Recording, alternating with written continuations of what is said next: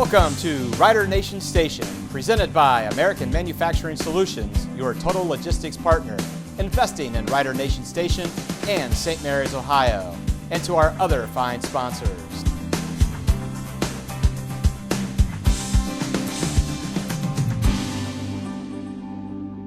Welcome to Rider Nation Station, presented by American Manufacturing Solutions, your total logistics partner, investing in Rider Nation Station and St. Mary's, Ohio, and to our other fine sponsors. Summer is coming to a close, with days becoming shorter and the cooler, crisp air begins to replace the oppressive, humid, hot air. To many St. Marians, this is the time of year that many look forward to, not to escape the heat, but to root and shout, clang and bang for their beloved Rough Riders, for it is football season. However, to other St. Marians, this change of season also indicates one other beloved activity, marching band season, with the St. Mary's All-Brass Band, also known by its shortened acronym and moniker, SMABB. Has SMABB always been SMABB? Until April 29th of this year, my assumption was always yes. Aristotle once reflected, the more you know, the more you don't know. I've always worked under the axiom, you don't know what you don't know. That never rang truer than on April 29th when I received an email from today's guest inquiring if a good topic would be how the marching band transitioned into an all-brass band. I said it would be an excellent topic as I had always thought it had been an all-brass band. With us today is Mr. Jim Strouse. Jim graduated from MHS in 1953, participating in band and choir. This musician has spent 65 plus years in the music industry since his graduation. This trombonist received his BS in music education from the Ohio State University, where he also marched for 3 years, played in the Army Band in Munich, Germany, and directed band and orchestra at the high school level in Columbus.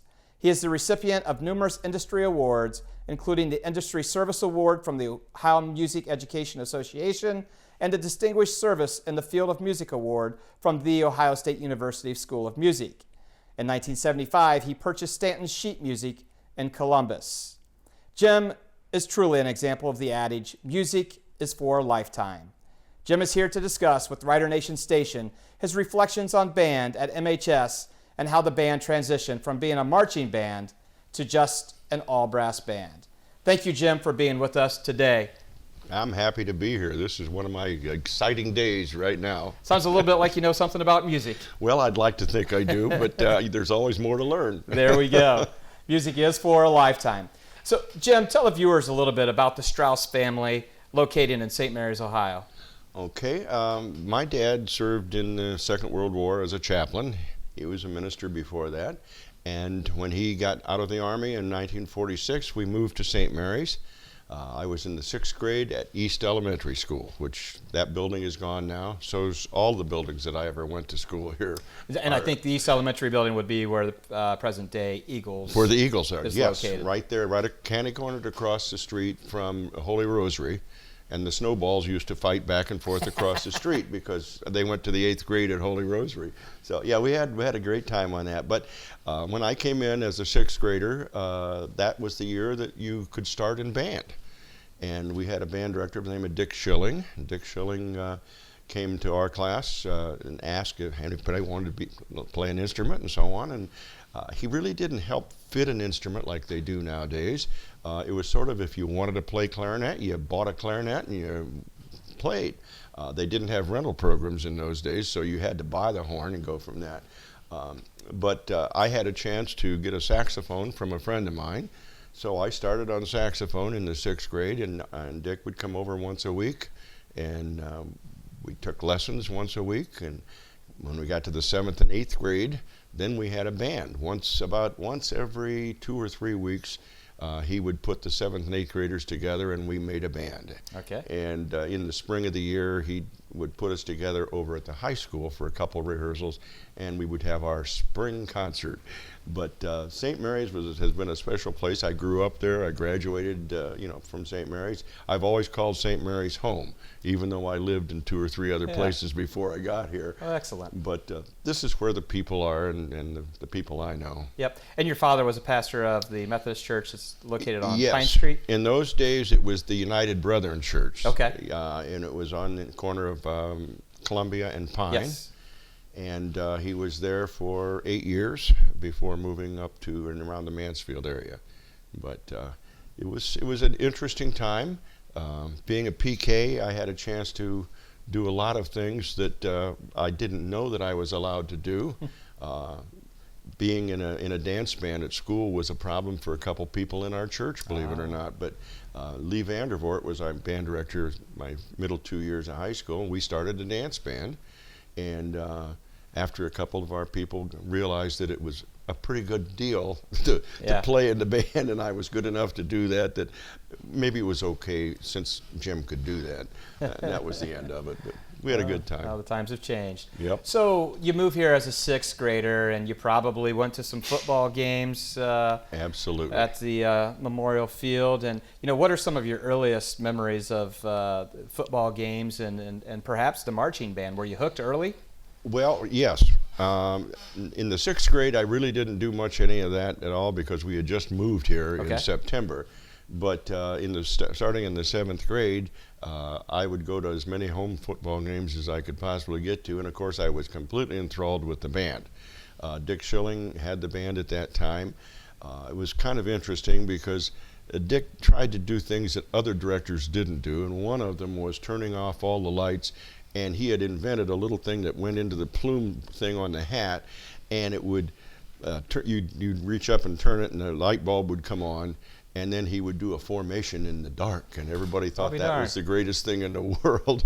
But it was unique, and the first time that he did that, I was a 7th grader, and I thought that was the greatest thing since sliced bread. I mean, nobody ever did anything like that. When I was a freshman, I had a chance to have one of those, and one of the games, we did it in the dark. It was fun, but I got excited about that. Yeah, that's very neat and very intriguing, and probably a little bit of a liability with all the lights off and people trying to walk around a little bit. Just about as much as trying to do fireworks at a football game, and that's a problem too nowadays. Yep, but a nice added touch when it does occur. Absolutely. So Mr. Arthur Ayersman was the band director when you were in high school, and he's the one who's credited with making the conversion from the marching band to the all-brass marching band. What kind of person and teacher was Art Ayersman? Art Ayersman came my senior year, and he was completely different from Lee Vandervoort, who had been there the year before. Lee was an outgoing, egregious guy that just thought of everything, including music. Art came in and he thought only of music, or at least that's what I thought, because everything was focused. I mean, what we did in band, what we did at home with the instrument and so on was all focused on getting better, to be a better player, to be a better section leader, working always to make that band a better band. Now, they all wanted the band to be good, but Art had that special something. I think my senior year was the first year that we got a superior rating at district, and we went to state competition, the state contest with the band. Art was the guy that had that happen. It was interesting. The big thing with Art, he was always looking for a little better sound for the band, whether it was a concert band. I know I'd switched by that time from being a saxophone player to horn player, because one year they graduated 5 horn players and they only had 1 left, and I got stuck. No, I went over to the other instrument. But Art made a comment to me. He says, Jim, he says, I want to do Dvorak's New World Symphony this year. And he said, that's got a horn part in it. And he says, and I want that horn section to be strong, which means you're going to have to do some sectionals. Oh, I never thought about doing a sectional per se, but I did with Art, because every section leader had a responsibility for the rest of the kids in that section. So I would once in a while have an extra rehearsal with just the 4 or 5 of us in the horn section. But he broke the band down into smaller units Yeah. that he could work with and other people could work with. We all got a little better in there in what we did, which made the band stronger. He always wanted a bigger sound, and I think that's part of the reason we're here, because we talk about that band Sure. going to all brass, and that was his big thing. He wanted a much bigger sound. So if you had a leadership position in the high school band as a section leader, you were responsible for like many Absolutely. practices? And Well, he didn't tell us how many we had to have. He just said, you had a little trouble with this section, maybe you can work that out. Okay. So if working it out meant we came down after school and did a 20-minute or 30-minute Sure. session, that's what we did. Now, he was always in his office listening, so, Yeah. but... So you kind of are leading into my next question for you a little bit of, he was really trying to impress the improvement of sound, but what about the appearance? Marching and uniforms, was it just sound that was his concentration? No. Or was he a balance of both appearance and Yes. sound? It had to do, appearance of the band was there, and a large chunk of that had to do with his formations. He had a little different approach to moving from one formation to another. In the early days when Dick Schilling was here, we would be in a single formation, and then the drums would play a cadence, and we'd move to another formation, and then we would go from there. When Lee Vandervoort came in, he'd been an old Ohio State boy, and he did believe that those segue things could be tunes that the band played, so we did a little bit of that. Art took it from one step further from that and said, look, the individual marching has got to be a little bit tighter and a little bit stronger. In those days, he was not an Ohio State guy, but he used a lot of the things that I learned supposedly learned at Ohio State, of picking up your feet and pointing your toes, and the high step, and make sure that we had a 22.5-inch step when we did 8 to 5 on the field. So Art was very cautious about those. Just the same thing that he was cautious of how to play staccato eighth notes. So it made no difference. Anything you did had to have a purpose that was a good purpose. Yeah. So it was definitely, we're going to improve sound and the march. Absolutely. The marching was there. Even on the street marching, we only probably did one parade a year on Memorial Day, but we would go out and practice on the street out in front of the high school. And his concept of marching was that you had to look well on that without lines. On the football field, you had lines. You could, every 8 steps, you could at least be sure. On the street, you didn't. We had a whole different look. But that was something that Art wanted to have. He says, you can't just flake off because it's the end of the school year. You've got to look good. Yep. That was the whole concept for him. Now, I know that I'm asking you to go back quite a few years here, Jim. Graduated in 1953, and your last high school band season, 52. The band shows, did they change weekly? Did you play them for 2-3 weeks consecutively and then change? To change to all brass, you mean? No, the actual band performances during the halftimes. Halftime performances, we had a new show for every home game, and we took that show to an away game. Usually we had a home game and then an away game. If we had 2 home games, then you had to work a little harder because you had to learn a new show every week for 2 weeks. But yeah, if we did a home game, we used that same show on an away game. The only one that you didn't, of course, was homecoming, because that only fit one show. Yep. So. And Art didn't incorporate the light on. He didn't use the lights. No, fact is, I think Vandy may have used the lights one time my sophomore year. Okay. But that kind of went by the wayside. It didn't seem to be such a big deal.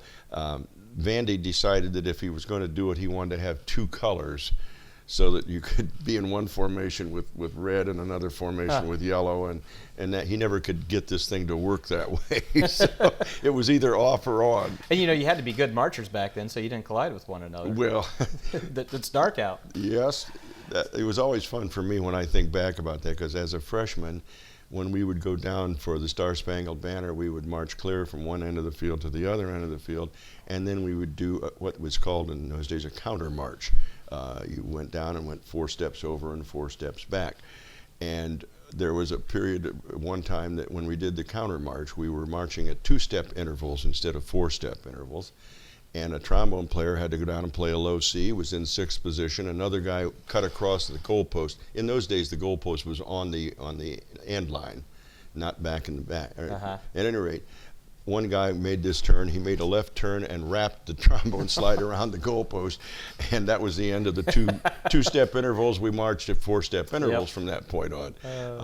Trombones were important even back in my day. Yeah. Well, speaking of marching from one end of the field to another end of the field, and maybe then some, is it true that if the football team was victorious at a home game, that you would march out the field to the streets and march downtown St. Mary's? Is there truth to that? Not in the years that I was in high school, but I know they did that several times after I was out of school. Okay. Because a couple of the guys had brothers or sisters that were younger than we had. It was in the band. And I can remember one of them saying something about going downtown and marching after a ball game. I said, the band went out somewhere after a game? Oh, yeah. We never did that. I thought that was a neat idea. Yeah, that is. As long as traffic is obeying what's going on. Absolutely. Yes. So I have 3 kids, and all 3 are in the band program, so I am very familiar with fundraising for the band program. Mm-hmm. And the sausage and cheese and the candy selections right before Christmas, and there's an Italian dinner in the springtime. So fundraising is obviously an extremely vital aspect of this, because instruments are very expensive, and then you also have uniform costs, etc. What type of fundraising, if any, occurred back in the day that you were here? Well, you're talking the mid or the early 50s, and the only fundraiser that I can remember was Tag Day. Every kid that was in the band had to wear his uniform. It was in the spring of the year. Some days it was hot with those old wool uniforms, but everybody was there, and you were given a handful of tags, and you went downtown. You had to get rid of the tags. When you got rid of those, come back, and they'd give you another 20 of them or more, whatever you had. But the idea was you would just walk up to people in the street and try to get money from them. If they gave you $1 or they gave you a quarter or whatever it was, you gave them a tag. And if I knew the person, I would make sure the tag went around his button so that other people could see that he had a tag. That was the basic premise, was that the whole city would know that the band needed money, and they did it. And we raised good money from that. And I think back, when I became a band director, I had to sell candy, as you were talking about. Mm-hmm. The most we ever made on selling candy was 40%. So if you sold a candy bar for $1, you only got 40 cents out of it. We sold these little tags that probably cost 2 cents to make, right? And we got the whole $1. So it was a good situation, but it had been going on before I got in the band, and all 4 years I remember Tag Day. Yeah, that was big time.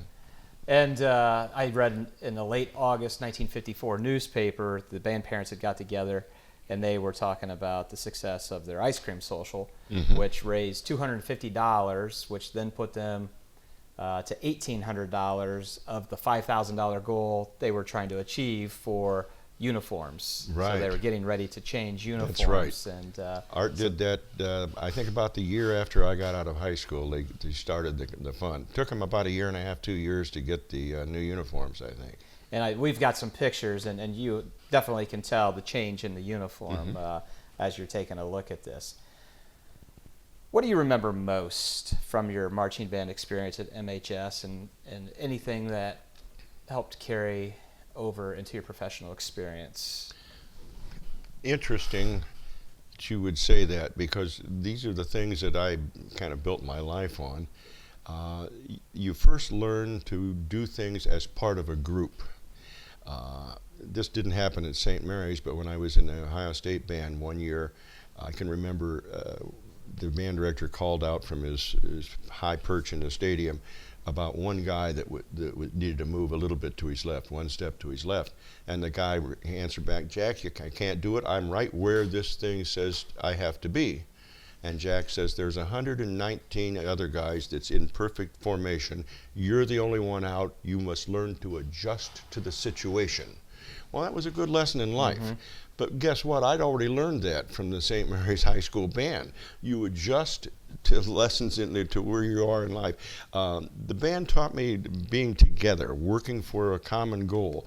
But it also taught me a little bit more about sound and tonality and things, because when you go outside in cold weather, those instruments are going to get flat. They go flat on you.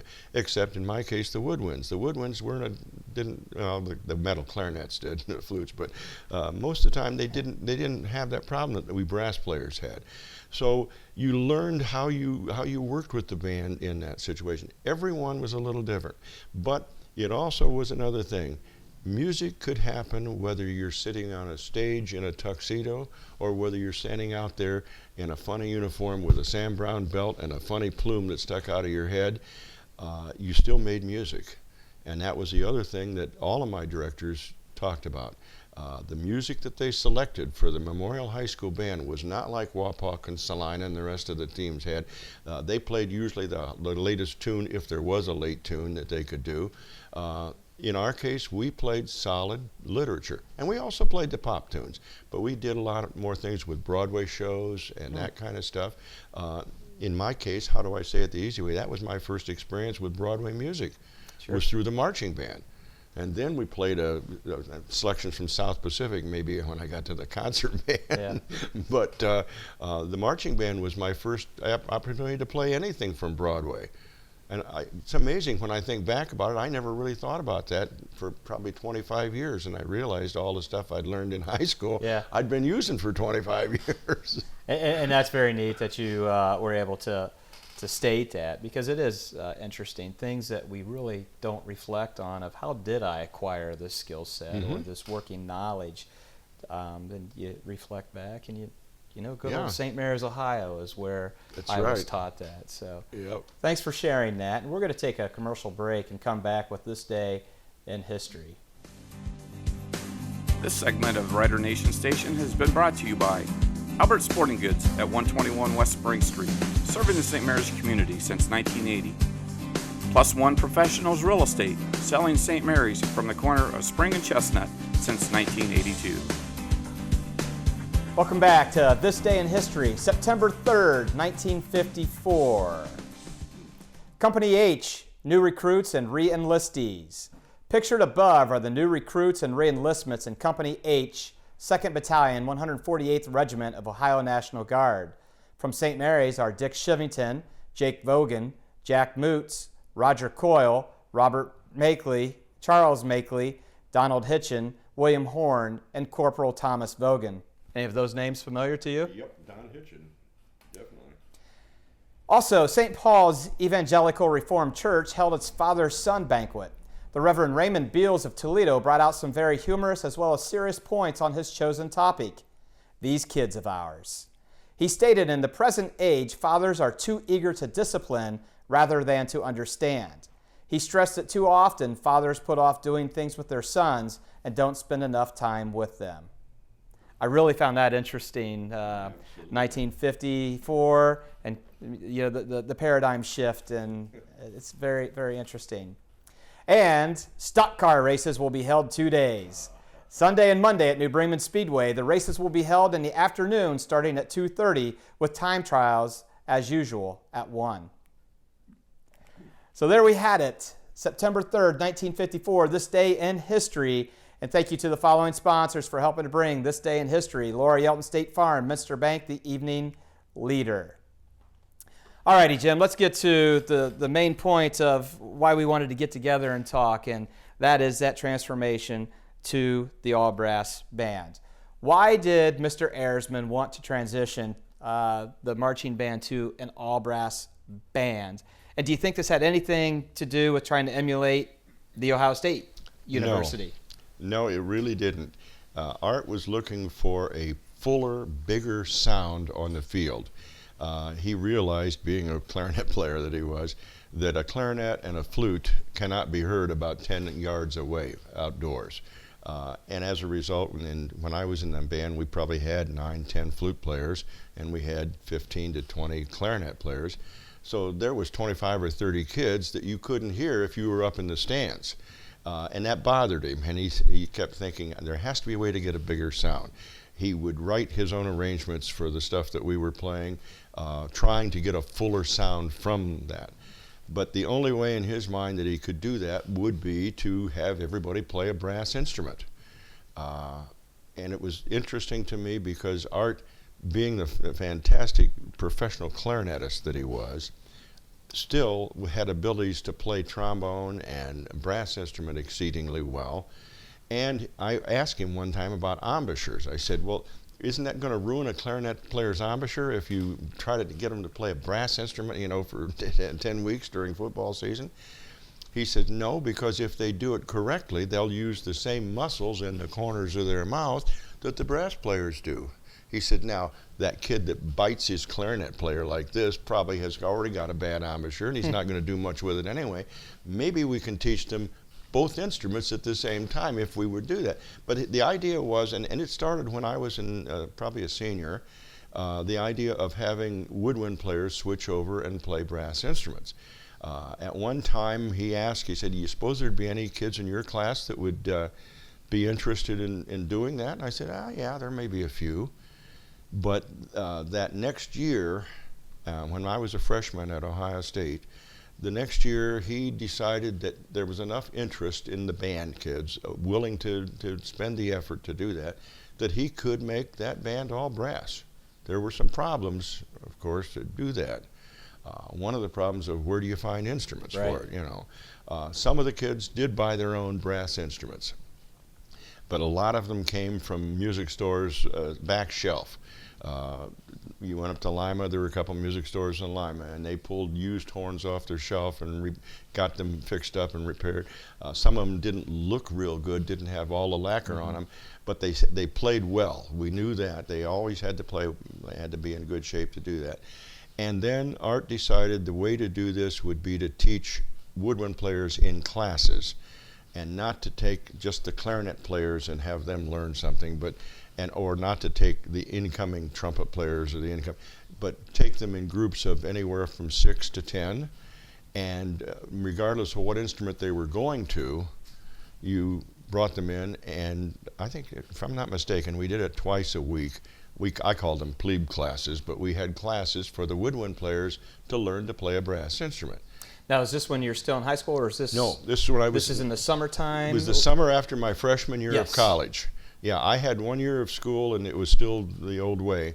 And in the summer of '54, that would have been, is when he actually started the switch.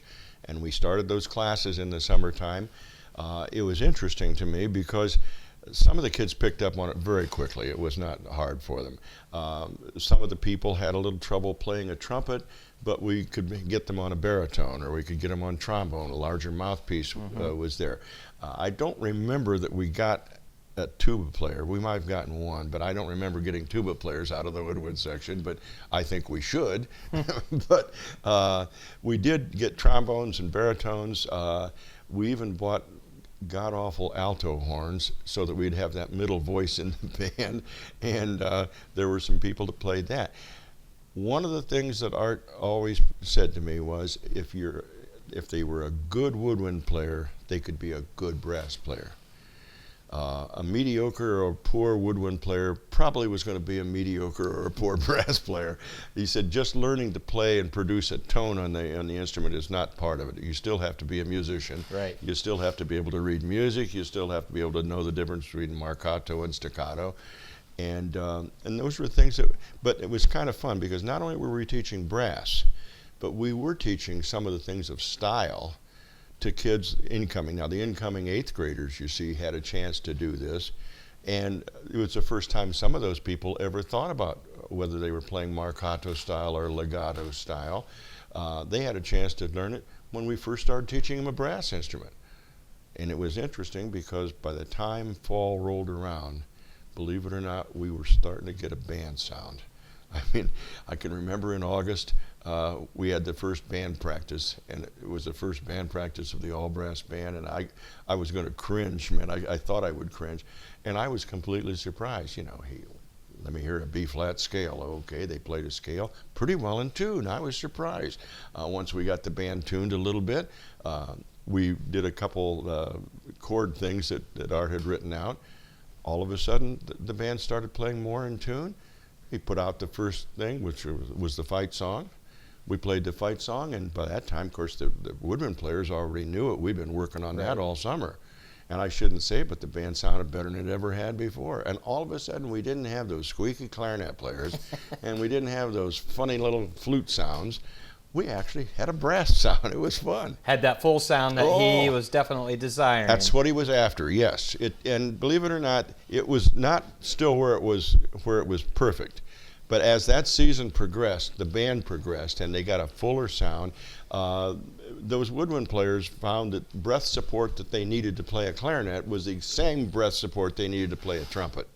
The things that and some of those kids had never learned good breath support on their woodwind instrument, but they learned it in our classes for brass instrument.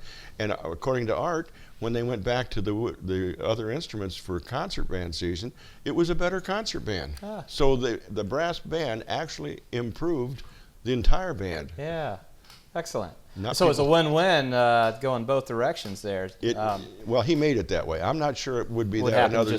I've seen some other schools try this, and it lasted a year or two. So I wanted to ask you that. So he wasn't trying to emulate the Ohio State University marching band. No. Was he just taking a script off of area bands that had made the move to brass bands? No, because I don't know of another band in the state at that time that switched to all brass.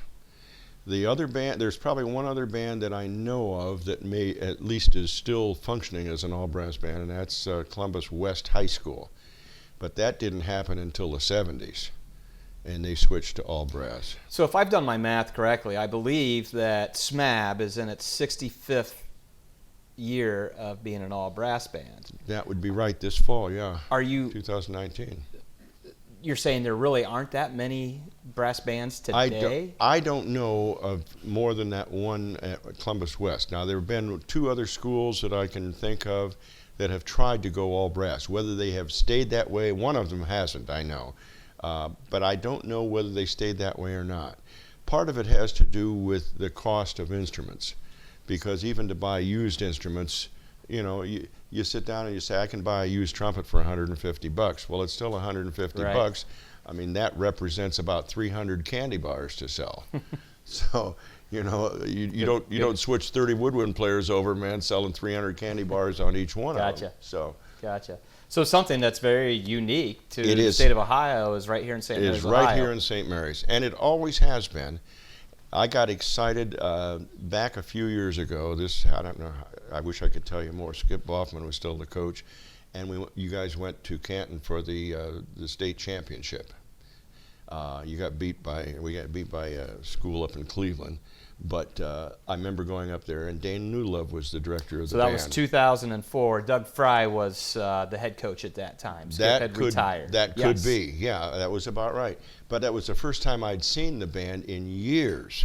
And I was completely mesmerized. I'm sitting up there in that big stadium in Canton, and I get a lump in my throat right now when I'm thinking about it, because I thought, I played in that band. That's a good band, and I played in it. And people don't get that kind of a feeling unless you had that experience. Yeah. Just an interesting side note to that story, one of the band buses on the way up hit a deer and delayed the band from getting there on time for the pregame. Oh, so I didn't always made that a memorable story right there. I didn't realize that. Okay, Jim, so Art Ayersman had to see something special in you. Obviously, you were a great musician. I think I saw in the yearbook that you were a future teacher association president, and so he knew that you were probably going to be going into music ed. So he saw something in you to say, hey, can you come back and help me do this transformation? Talk a little bit about that, and was there anybody else that he had brought in to help? I don't remember anybody else that came in to help us on that situation. In my case, Art and I had stayed in touch with each other, of course, all my freshman year at Ohio State. When I'd come home on weekends and stuff, we'd all go down and play basketball at McBroom Junior High, and usually the coaches were there. But I'd always make sure I talked to Art at least once or twice when I was home. But we kept up with what was going on, and I kept up with what the band was doing at that time. And he kept talking every time more and more about going to all brass, all of my freshman year. And then that spring, before our school was out, I got a call from him one weekend when I was home, and he said, Jim, he said, I'm thinking we can do this. He said, I think we could make it all brass in time for next fall. Would you help me? I said, well, what do you need? He said, I need you to help teach woodwind players to play brass instruments. And I said, well, you know, I've got a job. I was working and building houses out in the west side of town at that time. But I said, I got a job, but I get off work at 4 o'clock. He said, oh, we probably wouldn't have any classes until at least 4. And I'm sure he did that strictly because he got help at 4 o'clock. But anyway, I'd come in here after work, and we'd have a class or two between 4 and 5:30. And then we'd come back at 7 o'clock, and we'd have a couple more classes. And we did that about 2 to 3 days a week. It was one of those things where Art realized what he had to do to make that band happen. And I was the only guy that I know of who was in school as a music education major. And it was a natural thing for us to get together. It was just, and I always felt lucky because I revered Art Ehresman, and to be selected by him was a big honor for me. Absolutely, absolutely. How neat.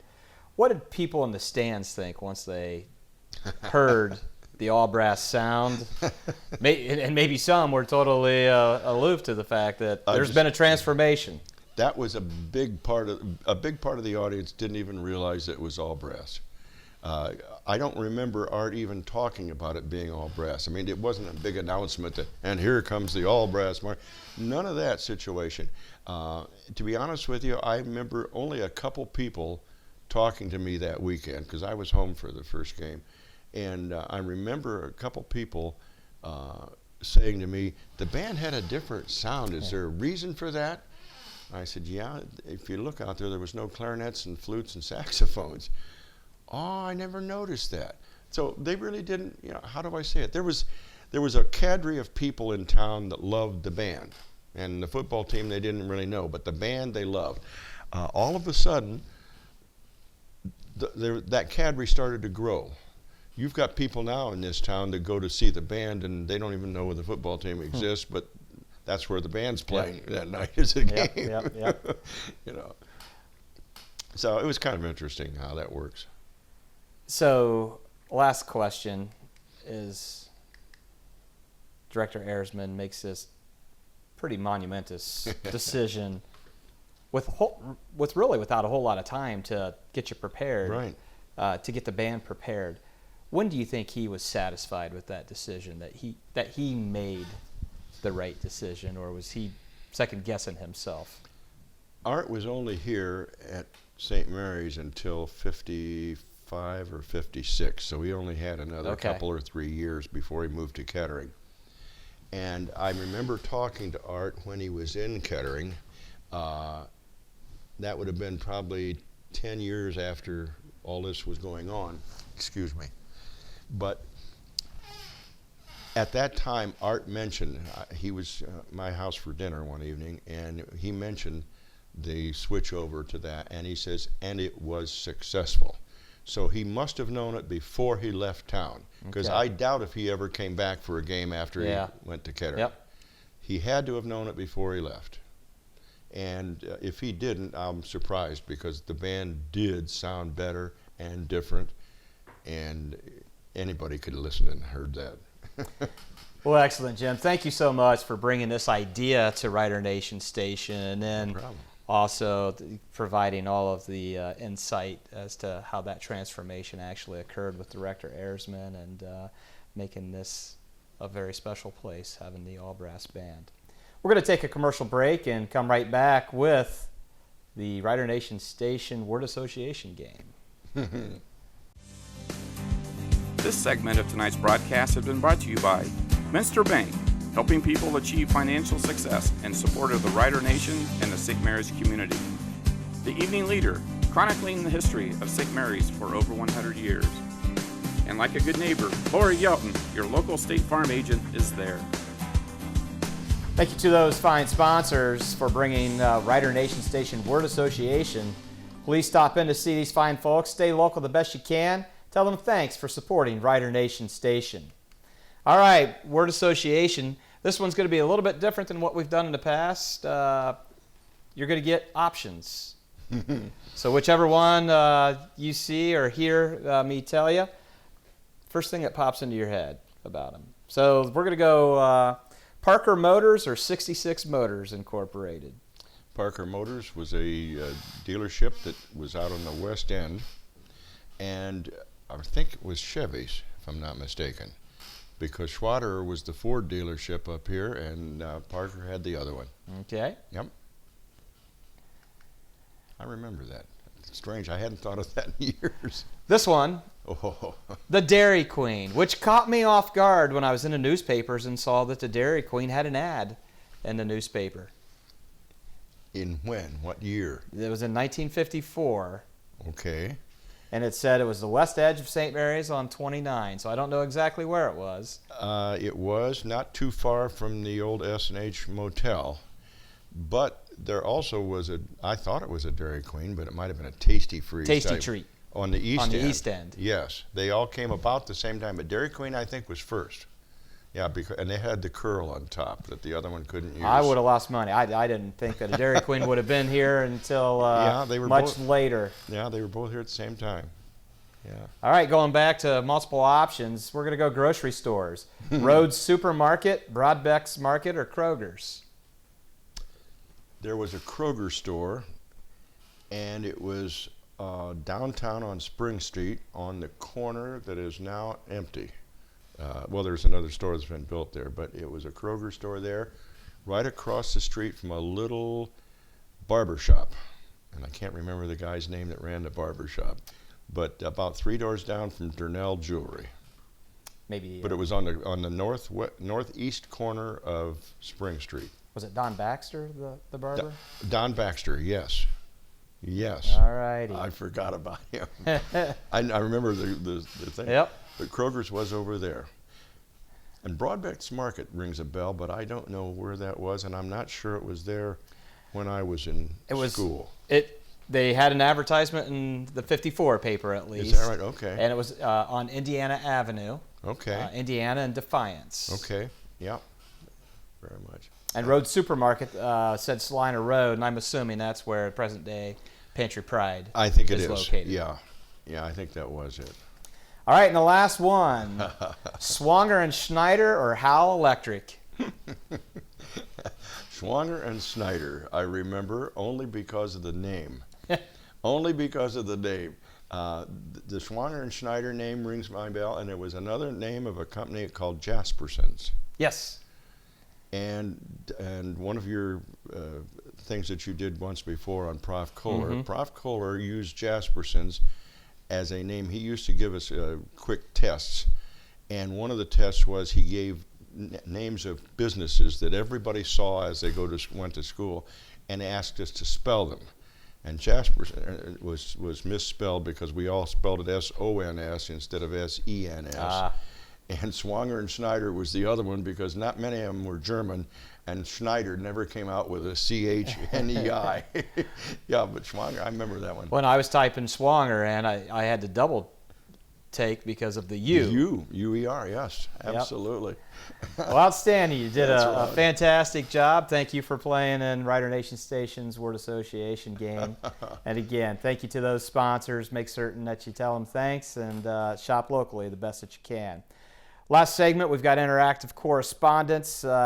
Viewers, if you got any comments or questions or ideas for a topic like Jim had for us, please submit those to writernationstation@gmail.com. And this is one I received April 29th, 2019 that I thought would be fitting to use today. Correspondence read, I just finished watching the segment on Prof. Kohler. What a thrill of remembrances. He was a giant to me. First of all, he was Emma Kohler's brother, and Emma was my choir director. Second of all, he was the athletic director and assistant principal, and most importantly, he was one of the really good teachers we had that made us think and learn, not just read and regurgitate. I can remember Miss Kohler needing more male voices in the choir. Prof went to the football team after practice one night and announced that the choir was in need of male voices, and he would consider it a personal favor to him if some of the group would consider scheduling the choir. We picked up 5 or 6 guys because of that, and some of them could even sing. That came from Jim Strouse. So thank you for sharing that correspondence with us, Jim. And again, to the viewers, any topic ideas or comments on any of the shows, particularly this one, if you were a member of that 1954 marching band, we'd love to hear from you. Well, we have come to an end of our show. It is a hope at Rider Nation Station this podcast did entertain, educate, enlighten, and elevate your perspective about St. Mary's, Ohio. We hope a story has been told that augments the development of relationships, old and new, to promote growth for all who do, did, and will call St. Mary's, Ohio home. Again, I want to thank you, Jim, for enlightening us as to how the marching band became an all-brass marching band in 1954. Like I said before, I would have lost money just thinking that it was always that way. Rider Nation Station will be airing the Coach Doug Fry Show, Rules of the Game with Mark Sisko, and the football games. Please tune in and share this station with your friends and family. I hope you think positively about our town, the town we did not inherit from our ancestors, but the town we borrowed from our grandchildren. Peace to you, my fellow St. Marians, always and always. This episode of Rider Nation Station has been sponsored by American Manufacturing Solutions, your total logistic partner, investing in the St. Mary's community.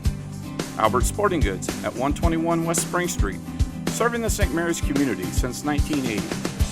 Plus One Professionals Real Estate, selling St. Mary's from the corner of Spring and Chestnut since 1982. Minster Bank, helping people achieve financial success and supporter of the Rider Nation and the St. Mary's community. The Evening Leader, chronicling the history of St. Mary's for over 100 years. Like a good neighbor, Lori Yelton, your local State Farm agent, is there.